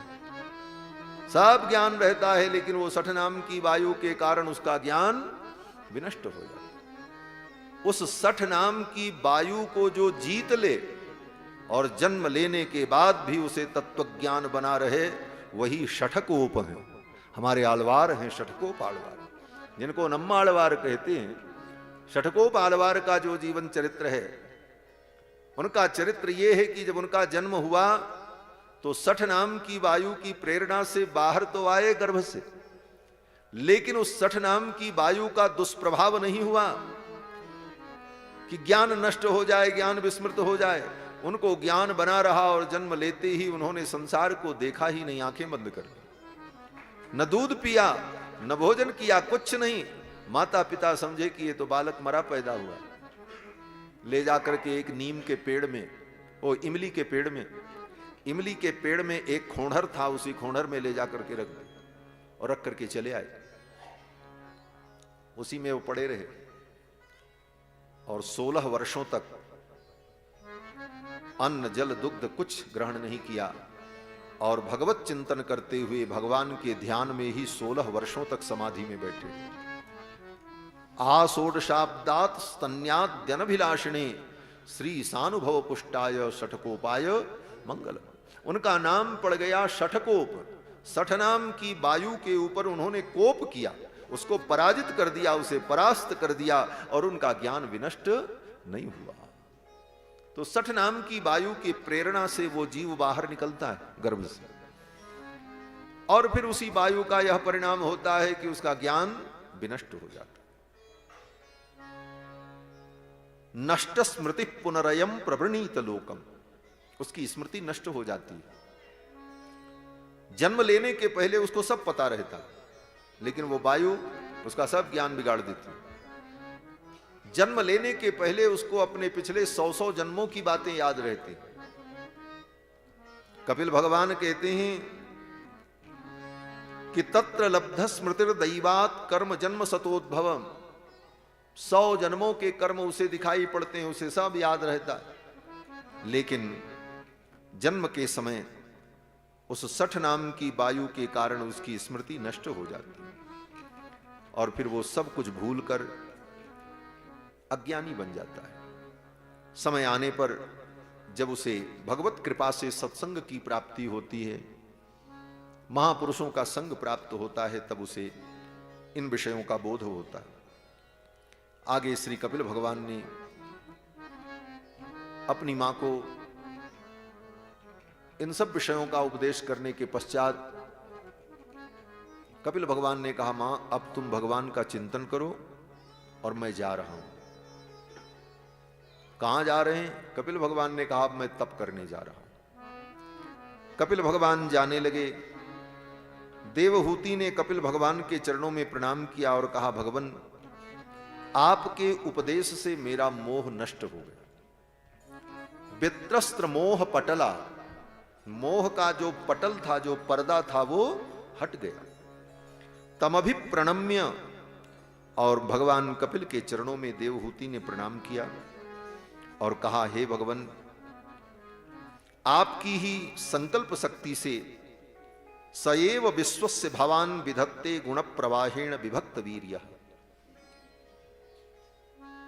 आपके संकल्प से ही ये विचित्र प्रकार की सृष्टि उत्पन्न होती है और सबके अंदर आप ही शक्ति का आधान करके इस सृष्टि का संचालन करते हैं, और आपको मैंने अपने गर्भ में धारण किया। मैंने सुना है कि जब प्रलय होती है तो ये संपूर्ण सृष्टि आपके अंदर विद्यमान रहती है। विश्वम युगान्ते बटपत्र एकः, और आपके उस बाल स्वरूप को मैंने अपने गर्भ में धारण किया। ये मुझे बड़ा आश्चर्य हो रहा है। ये सब कहते हुए देवहूति ने भगवान कपिल की बड़ी सुंदर स्तुति की। फिर तो कपिल भगवान तपस्या करने के लिए चले गए। देवहूति वहीं अपनी कुटिया में रहकर भगवान का ध्यान करने लगी। ध्यान करते करते उनका शरीर जल बन करके प्रवाहित हो गया। उनका शरीर जल बन करके प्रवाहित हो गया नदी के रूप में, और देवहूति को परम गति की प्राप्ति हुई। ये सब आख्यान श्री मैत्रेय जी ने विदुर जी को सुनाया। आगे कपिल भगवान वो मैत्रेय जी महाराज वर्णन करते हैं कि मनु जी की दूसरी पुत्री जो आकुति हैं, उनका विवाह रुचि नाम के प्रजापति के साथ हुआ। उनके यहां भी भगवान का अवतार हुआ। कौन से भगवान का अवतार हुआ? कहते हैं यज्ञ नारायण भगवान। बोलो श्री यज्ञ नारायण भगवान की जय। मनु जी महाराज की बेटी आकुति का विवाह रुचि नाम के प्रजापति के साथ हुआ। ये भी ब्रह्मा के पुत्र थे, रुचि प्रजापति। उनके घर में भी भगवान का अवतार हुआ यज्ञ नारायण भगवान का, और यज्ञ नारायण भगवान अपनी पत्नी दक्षिणा देवी के साथ प्रकट हुए। दक्षिणा देवी और यज्ञ भगवान का प्रादुर्भाव हुआ। आगे श्री मैत्रेय जी कहते हैं मनु जी की जो तीसरी बेटी प्रसूति, उनका विवाह दक्ष प्रजापति के साथ हुआ। उनकी 16 कन्याएं हुई, जिसमें 13 कन्याओं का विवाह धर्म नाम के महर्षि के साथ हुआ। मनु जी की बेटी प्रसूति, प्रसूति का विवाह दक्ष प्रजापति से, और फिर प्रसूति की 16 कन्याएं हुई, जिनमें 13 कन्याओं का विवाह धर्म नाम के एक महर्षि थे उनके साथ हुआ। ये धर्म नाम के महर्षि यहीं बद्रिकाश्रम में रहते थे। उन्हीं के साथ उन 13 कन्याओं का विवाह हुआ। उन 13 कन्याओं का नाम है श्रद्धा, मैत्री, दया, शांति, तुष्टि, पुष्टि, क्रिया, उन्नति, बुद्धि, मेधा, प्रतीक्षा और ह्री और मूर्ति। ये 13 कन्याएं धर्म को ब्याही गई। इन 13 कन्याओं में श्रद्धा, मैत्री, दया, शांति, तुष्टि, पुष्टि, क्रिया, उन्नति जो हैं, इनमें जो 13वीं कन्या है उनका नाम है मूर्ति। उन कन्याओं से भी बहुत सारी संतानें हुई, लेकिन जो सबसे छोटी मूर्ति थी, धर्म नाम के महर्षि की पत्नी, उनके गर्भ से भगवान प्रकट हुए। किस रूप में? बोले नर नारायण के रूप में, जिनका दर्शन करने के लिए आप बद्रीनाथ धाम में आए हो। बोलो श्री नर नारायण भगवान की जय। धर्म नाम के महर्षि की पत्नी मूर्ति के गर्भ से भगवान नर नारायण का प्रादुर्भाव हुआ। मूर्ति सर्वगुणोत्पत्तिर नर नारायणाभिषेक। मूर्ति ने सुंदर सर्वगुण संपन्न भगवान नर नारायण को उत्पन्न किया। इस प्रकार से नर नारायण भगवान जब उत्पन्न हुए तो महर्षि के पुत्र हैं, ब्राह्मण के कुल में उत्पन्न हुए। तो नर नारायण भगवान ने भी महर्षियों के समान तप किया। आज भी यहीं पर भगवान विराजमान होकर के नर नारायण तप कर रहे हैं, तपस्या का उपदेश दे रहे हैं। और ये भारतवर्ष के अधिदेवता हैं भगवान नर नारायण, बद्री विशाल भगवान। भारतवर्ष में रहने वाले प्राणी को तप करना चाहिए, ये तपोभूमि है। भारत के अतिरिक्त जो भूमि है वो भोग भूमि है, भारतवर्ष तपोभूमि है। भगवान इसका उपदेश करते हैं, भारत जैसी भूमि में जन्म लेकर तप करो। स्वयं भगवान तप कर रहे हैं। और किसके लिए तप कर रहे हैं? भगवान को तप की क्या जरूरत है? तो कहते हैं भारत में रहने वाले प्राणियों के कल्याण के लिए भगवान तप कर रहे हैं। ये भगवान तपस्या कर रहे हैं ठंडी में आकर के, बर्फ में। किसके लिए? हमारे आपके लिए। बोले भगवान तपस्या करेंगे हमको फल मिलेगा? बोले हाँ मिलेगा। कैसे?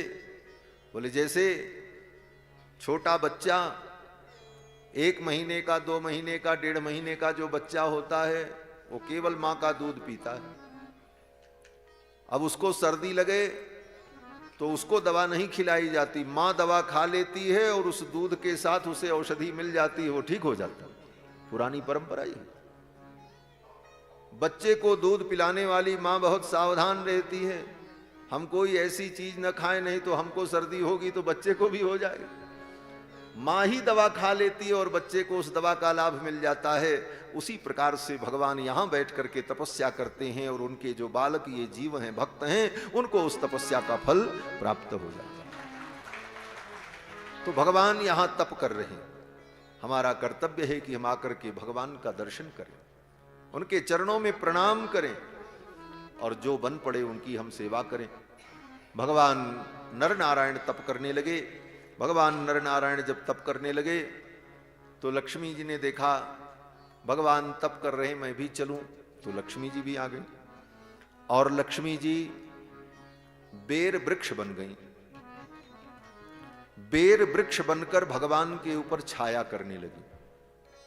ऊपर से धूप न लगे, शीत न पड़े, जल न पड़े, इसलिए लक्ष्मी जी बदरी वृक्ष का रूप धारण करके भगवान के ऊपर छाया करती। इसीलिए भगवान का नाम पड़ गया बदरी विशाल। बदरी माने बेर, बेर फल को ही बदरी कहते। इसका नाम बदरी वन है। किसी समय में यहां पर बदरी के वृक्ष बहुत हुआ करते थे, लेकिन आज तो एक भी नहीं दिखाई पड़ रहे हैं। तो बदरी वृक्ष के रूप में ही लक्ष्मी जी आकर भगवान के ऊपर छाया करती, इसीलिए भगवान का नाम पड़ गया बदरी विशाल।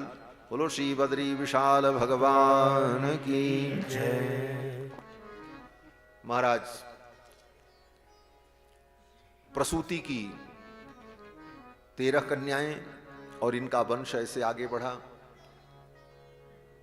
प्रसूति की एक कन्या का विवाह अग्नि देवता के साथ हुआ, एक कन्या का विवाह पितरों के साथ हुआ, और सबसे छोटी जो 16वीं थी उनका नाम सती था, उनका विवाह भगवान शंकर के साथ हुआ।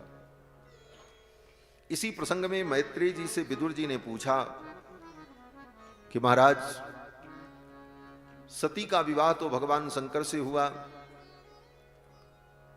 सती की कौन कौन संतानें हुई? तो मैत्रेय जी ने कहा, सती ने तो युवावस्था में ही अपना प्राण त्याग दिया, संतान का अवसर ही नहीं आया। क्यों प्राणों का त्याग किया? सारी कथा श्री मैत्रेय जी ने विदुर जी को सुनाई। कथा आपको मालूम है, दक्ष प्रजापति प्रजापतियों के अध्यक्ष हो गए। दक्ष प्रजापति को थोड़ा अहंकार आ गया, हम प्रजापतियों के अध्यक्ष हैं।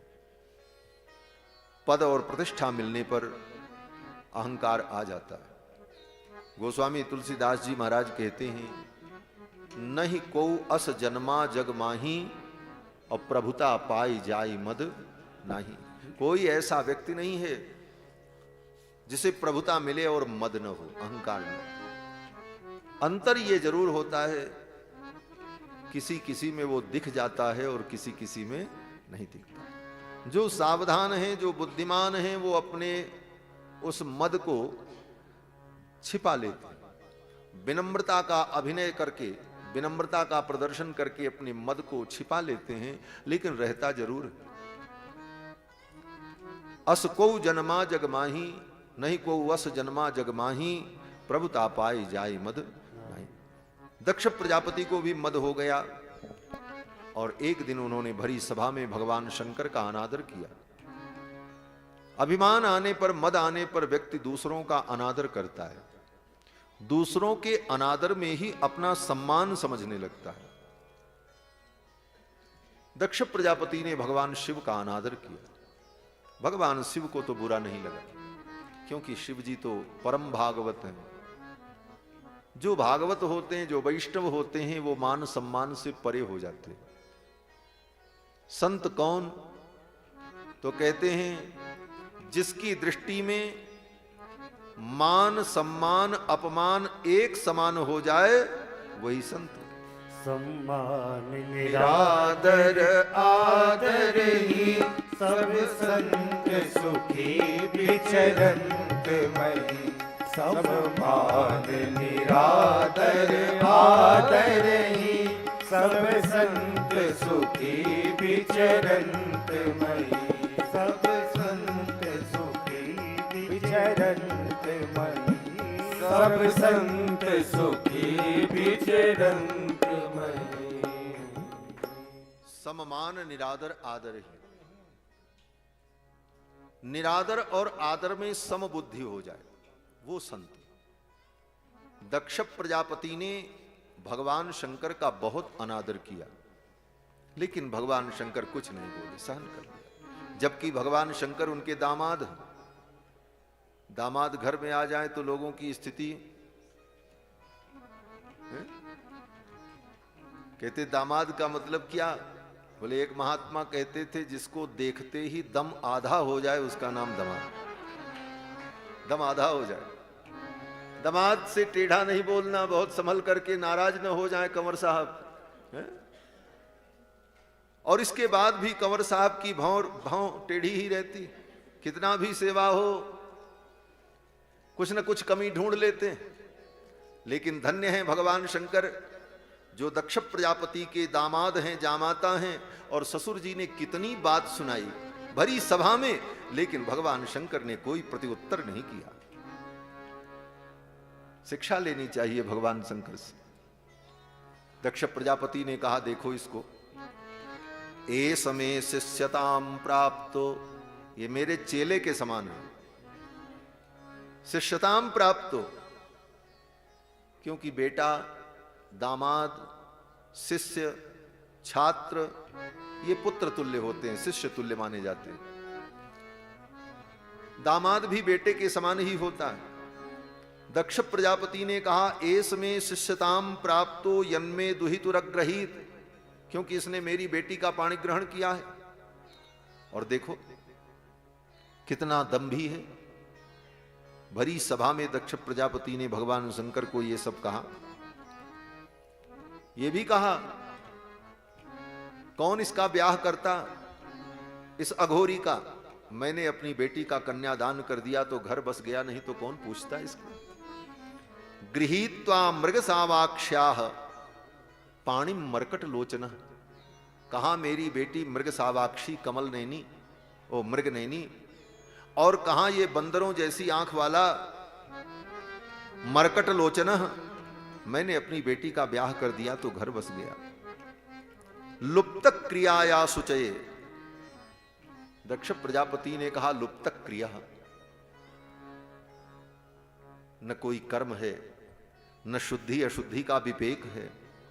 अशुचये, सदा अपवित्र रहने वाला, चिता की भस्म लगाने वाला। प्रेतावासेषु घोरेषु प्रेतैर्भूत गणैर्वृतः, प्रेतों के रहने का जो स्थान है वहां रहने वाला, शमशान घाट पर। ये सब कहकर दक्ष प्रजापति ने भगवान शंकर का बड़ा अनादर किया, लेकिन भगवान शंकर कुछ नहीं बोले। वर्षा सहन कर लेना, गर्मी सहन कर लेना, भूख सहन कर लेना, प्यास सहन कर लेना, ये तपस्या मानी जाती है। लेकिन इससे भी बड़ी तपस्या है जो अनादर और अपमान सहन कर ले और धैर्य बनाए रहे, उससे बड़ा तपस्वी कोई नहीं होता। ये बहुत बड़ी तपस्या, ये तपस्या सबसे नहीं होती। भूख तो सहन हो जाती है, प्यास सहन हो जाती है, लेकिन अनादर को भी जो सह ले और विचलित न हो, वो महान तपस्वी है। भगवान शंकर कुछ नहीं बोले, लेकिन दक्ष प्रजापति ने भगवान शंकर को शाप दे दिया, जाओ देवताओं की पंक्ति में बैठकर तुम आहुति ग्रहण नहीं कर पाओगे। फिर भी भगवान शंकर कुछ नहीं बोले। भगवान शंकर के गणों को अच्छा नहीं लगा, उन्होंने दक्ष प्रजापति को शाप दे दिया, तुम्हारा तत्व ज्ञान नष्ट हो जाए। फिर तो दक्ष प्रजापति के गणों ने भगवान शंकर के गणों को शाप दिया। फिर भगवान शंकर के गणों ने दक्ष प्रजापति के गणों को शाप दिया। उत्तर प्रति उत्तर होने लगा। तो भगवान शंकर ने सोचा अब रुकना ठीक नहीं है, चलो यहां से, बात बढ़ जाएगी। भगवान शंकर उठे और चले गए, लेकिन दक्ष प्रजापति के मन में विद्वेष बना रहा।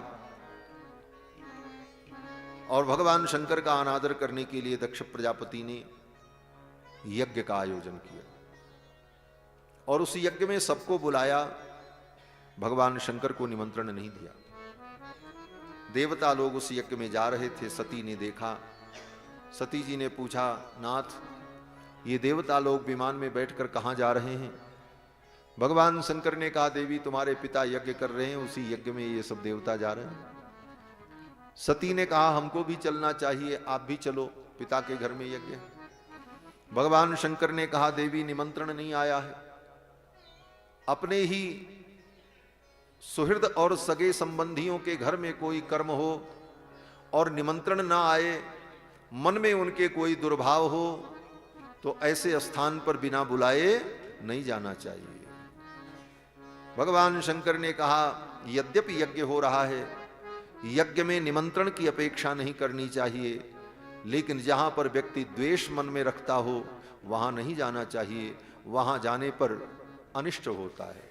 तदपि मित्र प्रभु पितु गुरु गेहा, तदपि मित्र प्रभु पितु गुरु गेहा, जाई न बिनु बोल्यो न सदेहा, जाई न बिनु बोल्यो न सदेहा, तदपि विरोध मान जहाँ कोई, तदपि विरोध मान जहाँ कोई, कहाँ गए कल्याण कल्याण न होई, तहाँ गए कल्याण न होई, कल्याण न होई।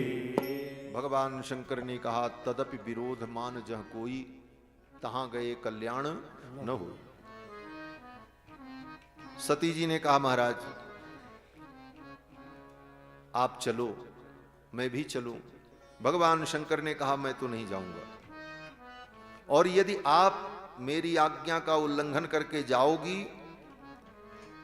तो समझ लो संभावितस्य स्वजनात् पराभवो यदा स सद्यो मरणाय कल्प्यते।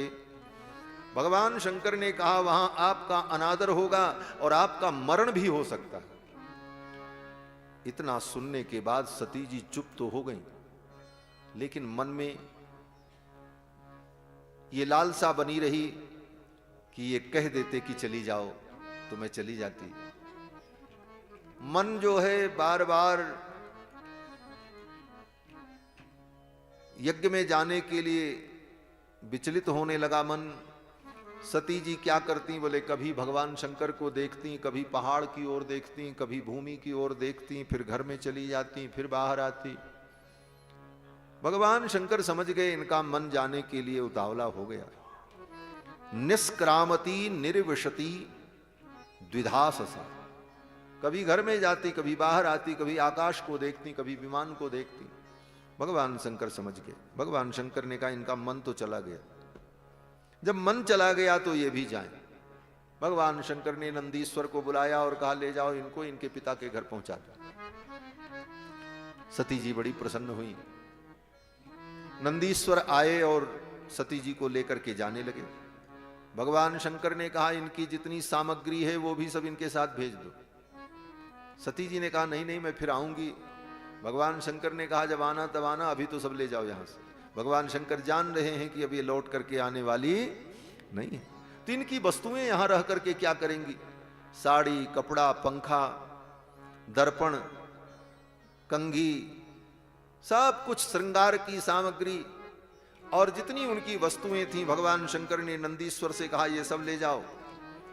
ताम सारिका कंदुक दर्पणाम्बुज श्वेतात पत्र व्यजन सृगादि भी, दर्पण, माला, व्यजन, कंदुक, सुख सारिका, जिन सुख सारिका को सती ने पाल रखा था, वो सुख तोता मैना, वो सब पिजड़े में बंद थे, सब उठा करके दे दिया, बोले सब ले जाओ इनके साथ।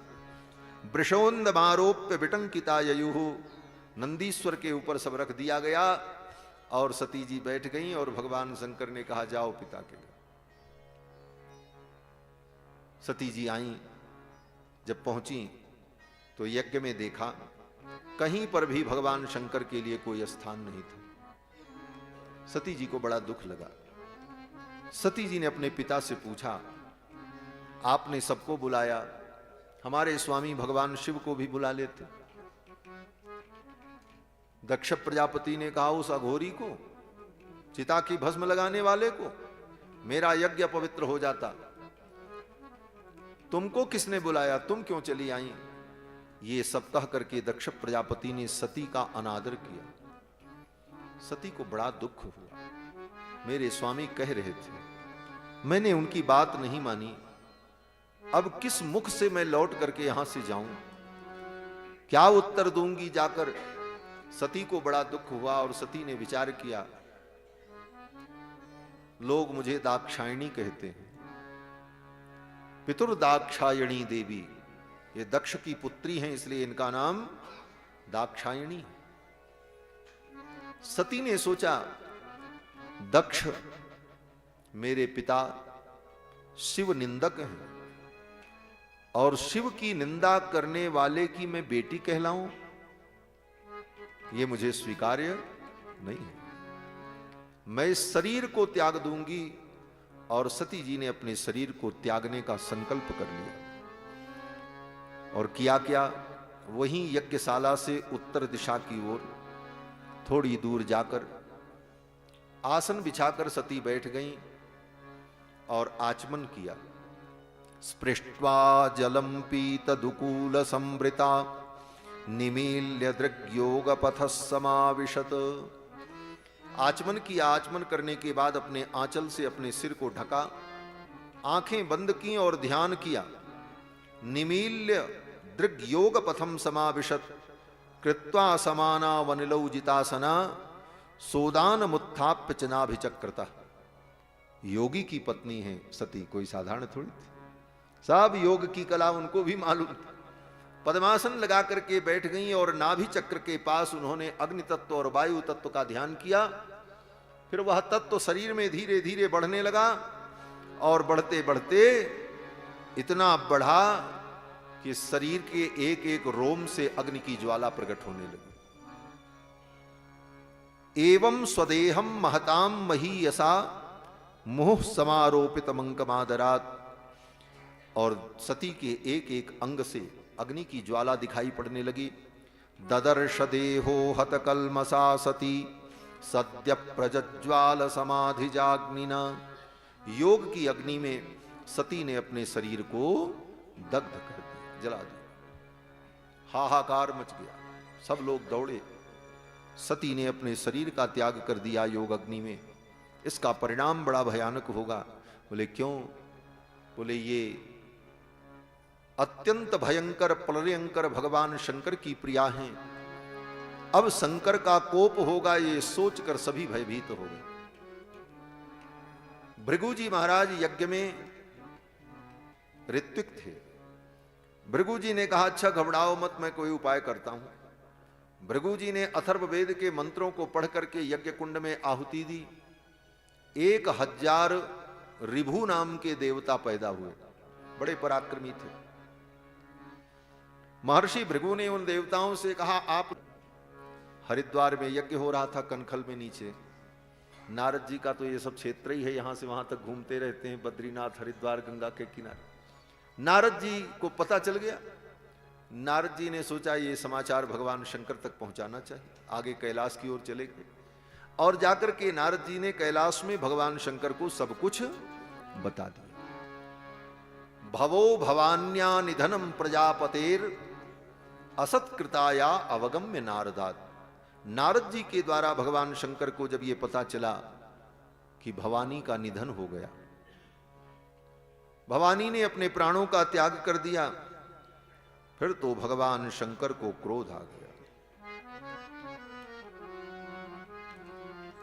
क्रोध नहीं करना चाहिए। अपमान भी सहन करके भगवान शंकर को क्रोध नहीं आया, ऐसे धैर्यवान हैं भगवान शिव। लेकिन जब पानी सिर से ऊपर हो जाए तब क्रोध करना भी आवश्यक हो जाता है।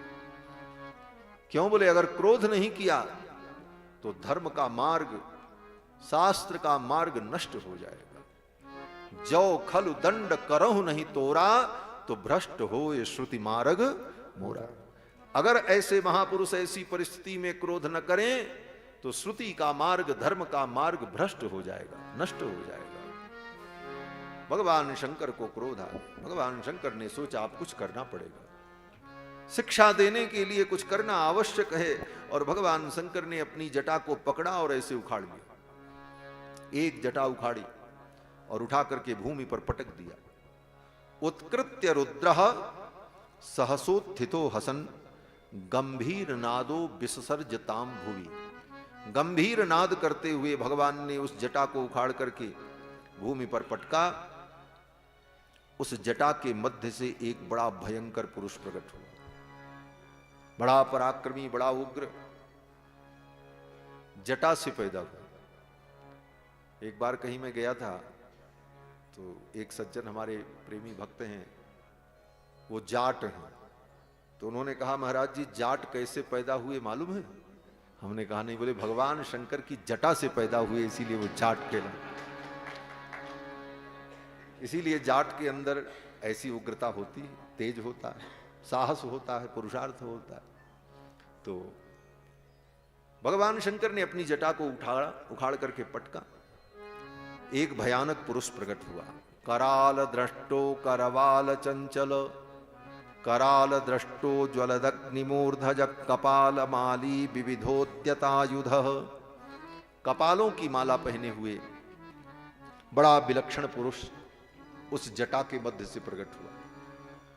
वो भगवान शंकर का ही तेज था, रुद्र का अंश था।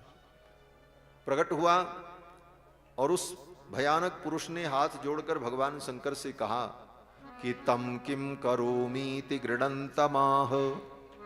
हे भगवान, मेरे लिए क्या आज्ञा है, मैं क्या करूं? बद्धांजलिम भगवान भूतनाथ। हे भूतनाथ, मेरे लिए क्या आज्ञा है, मैं कौन सी सेवा करूं? भगवान शंकर ने कहा दक्षम च यज्ञम जहि मद्भटानाम त्वमग्रणी रुद्र भटाम शकोमि। जाओ, जाकर के दक्ष प्रजापति के यज्ञ को नष्ट कर दो। और केवल यज्ञ को ही नहीं, दक्षम स यज्ञम, यज्ञ के सहित दक्ष को भी मार देना। भगवान शंकर की आज्ञा हो गई। वीरभद्र चल पड़े। उद्यम्य शूलम जगदंत कांतकम सप्रत प्राद्रवत घोषण भूषणांघ्रि। हाथ में शूल लेकर और शिव गणों को लेकर दक्ष प्रजापति के यज्ञ स्थल की ओर चल पड़े वीरभद्र। कैलाश से वीरभद्र जब चले तो उनके चरण विन्यास से पूरे हिमालय में भूकंप आने लगा। कहते हैं प्राद्रवत घोषण भूषणांघ्रि। वीरभद्र शिवगणों को लेकर के यज्ञ स्थल पर पहुंचे और पहुंच करके अपनी लीला की महाराज।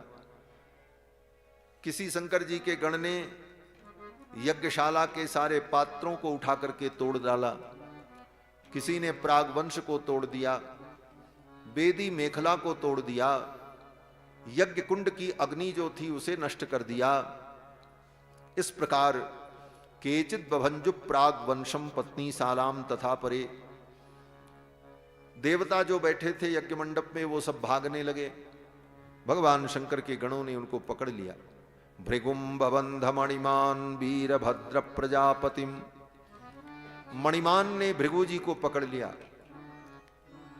वीरभद्र ने दक्ष प्रजापति को पकड़ लिया, चंडीस ने पूषा नाम के देवता को पकड़ लिया, भगम नंदीश्वरो ग्रहीत, भग नाम के जो देवता थे उनको नंदीश्वर ने पकड़ लिया और सब की सेवा हुई। महाराज क्या सेवा हुई?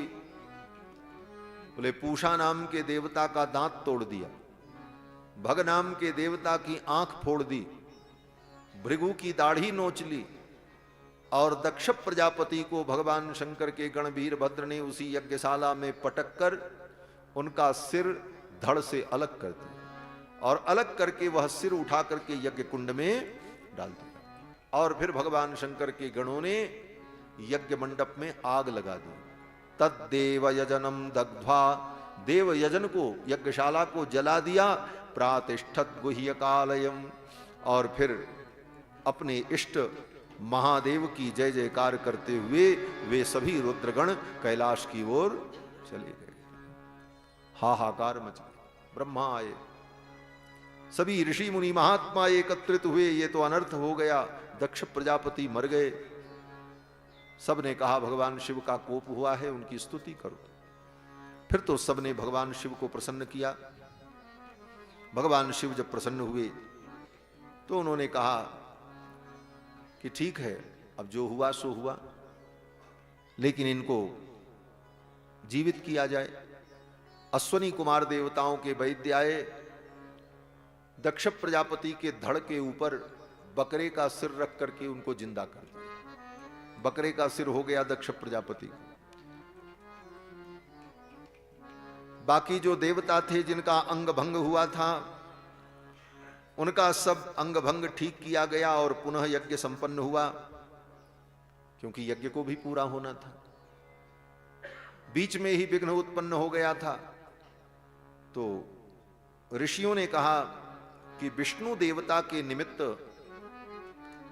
3 कपाल पुरोडास का यजन किया जाए तो यह यज्ञ शुद्ध हो जाएगा, पूर्ण हो जाएगा। फिर तो ऋषियों ने, ब्राह्मणों ने त्रिकपाल पुरोडास का बपन किया और भगवान विष्णु के निमित्त आहुति दी, तब वो यज्ञ पूरा हुआ। क्योंकि भगवान विष्णु ही यज्ञ पुरुष हैं, बिना भगवान के अनुग्रह के कोई यज्ञ पूरा नहीं हो सकता। बड़ा से बड़ा यज्ञ करो तो अंत में यही कहना पड़ता है, यशस्मृत्याच नामोक्त्या तपो यज्ञ क्रियादिषु न्यूनम संपूर्णताम याति सद्यो वंदे तमच्युतम। बिना अच्युत की कृपा के, यज्ञ पुरुष की कृपा के यज्ञ पूरा नहीं होता। भगवान विष्णु का यजन किया सभी ने और फिर वो यज्ञ पूरा हुआ और सभी लोगों ने भगवान विष्णु की स्तुति की। भगवान प्रकट हो गए, भगवान नारायण प्रकट हुए। सब लोगों ने देखा बड़ा अद्भुत रूप भगवान का। श्यामो हिरण्य रसनोर्क किरीट जुष्टो नीलालक भ्रमर मंडित कुंडलास्य। सुंदर भगवान की अलकावली, किरीट मुकुट से सुशोभित भगवान का शिरोभाग, मुस्कुराते हुए भगवान शंख चक्र गदा पद्म धारण किए हुए जब प्रकट हो गए यज्ञ मंडप में, फिर तो सभी देवताओं ने, ऋषियों ने देखा। मूर्धना धृतांजलि पुटा उपतस्तुरधोक्षजम। सब ने अपने अपने हाथ को ऐसे जोड़ा, धृतांजलि पुटा, अंजलि पुट बनाया और मूर्धना धृता, मस्तक को झुकाकर सभी ऋषि मुनि महात्मा भगवान नारायण की स्तुति करने लगे। सब ने स्तुति की। दक्ष प्रजापति ने स्तुति की, ऋत्विजों ने की, सदस्यों ने की, स्वयं रुद्र ने, भगवान शिव ने स्तुति की, भृगु जी ने स्तुति की, ब्राह्मणों ने स्तुति की, इंद्र ने स्तुति की, सब लोगों ने स्तुति किया। और इसी स्तुति के क्रम में सिद्ध चारण गंधर्व सब ने स्तुति की। अंत में ब्राह्मणों ने जब स्तुति की तो ब्राह्मणों ने यज्ञ नारायण भगवान के स्वरूप का वर्णन करते हुए स्तुति की। किसी ने तो ये कहा, हे भगवान आपका स्वागत है, आप नारायण हैं, आप सर्वेश्वर हैं, आप वेदात्मा हैं, आप अमुक हैं, आप अमुक हैं। लेकिन जब ब्राह्मणों ने स्तुति की जो यज्ञ कर रहे थे, उन ब्राह्मणों ने कहा, मेरे लिए तो प्रभु आप इसी रूप में, ये यज्ञशाला ही आपका शरीर है और इस यज्ञशाला के जो एक एक स्तंभ हैं यही आपकी भुजाएं हैं, आपके चरण हैं, आपका स्वरूप है। त्वम क्रतुस्त्वम हविस्त्वम हुतासस्त्वयम्। उन ब्राह्मणों ने कहा, हे भगवान, ये जो हवन करने के लिए हवि रखी है, घृत, पायस, चरु, ये भी आप ही हैं। त्वम क्रतुस्त्वम हविस्त्वम हुतासस्त्वयम्।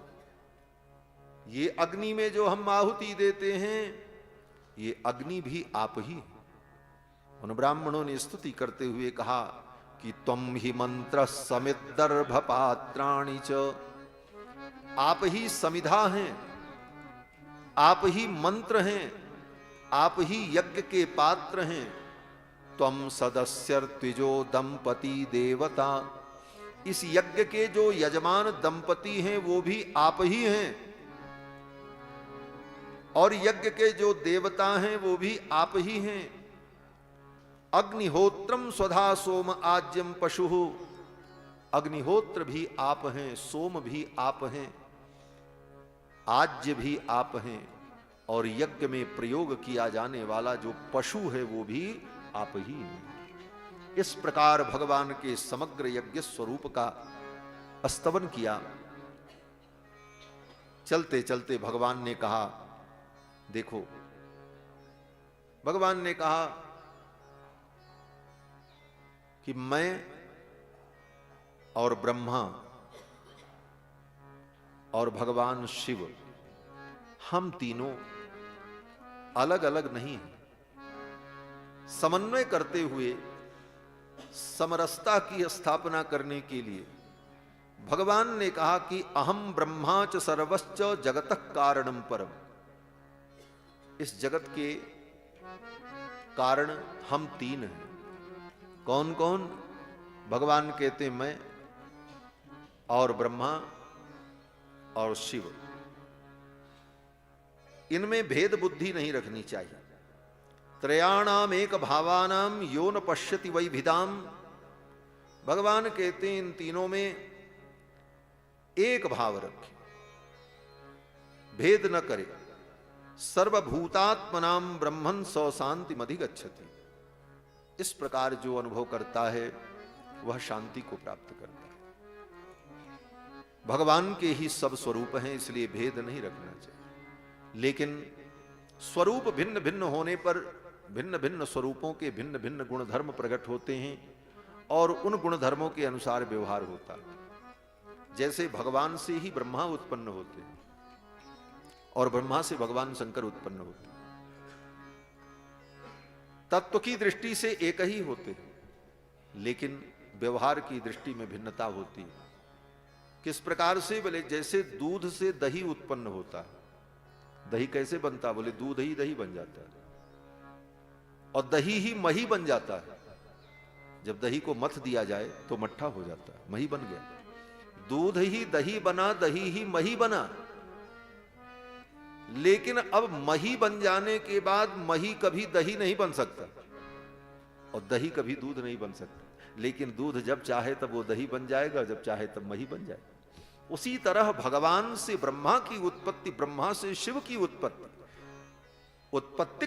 उत्पत्ति के क्रम से तत्व तो वही है। लेकिन ये कोई कह दे कि ब्रह्मा विष्णु बन जाएं, ऐसा नहीं हो सकता। भगवान शिव विष्णु बन जाएं, ये नहीं हो सकता। लेकिन विष्णु जब चाहे तब ब्रह्मा बन जाएं और जब चाहे तब शिव बन जाएं। ये तत्व है, यह भाव वैष्णवों का है। इस तरह से इसका समाधान है। सामान्य दृष्टि से देखें तो सब एक है। सर्वम खल्विदम ब्रह्म, सारी सृष्टि ब्रह्म है। लेकिन जब विचार होता है तो इस प्रकार से, जैसे एक ही दूध दही और मही बनता है, तत्व एक होता है, लेकिन मही और दही कभी दूध नहीं बन पाता। उसी प्रकार भगवान नारायण ही विभिन्न रूपों में भाषित होते हैं। ये सब कह करके भगवान अंतर्धान हो गए।